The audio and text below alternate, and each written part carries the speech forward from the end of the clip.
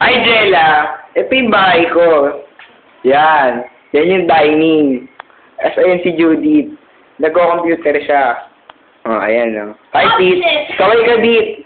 Hello! Pinapapa niya yung message ni Alvin Pao sa kanya. Kasi puro I love you yan eh. Nahiya. Bitter siya, bitter. Lumayas sa akin. Ayan. Lumayas. So, syempre, si Bayaw. Ayun yung dining ko, nakikita mo ba yun? Medyo magulo yung bahay kasi may baby. Yung anak ko, hindi, joke lang. Hindi ko anak yun. Kapatid ko, bunso. So, syempre, ito si Bayaw. Kaway ka naman! Ano, tingin! Yan o, yan. Nag-report ba yun hanapin yung bahay ko? Saan ka pa? Diba?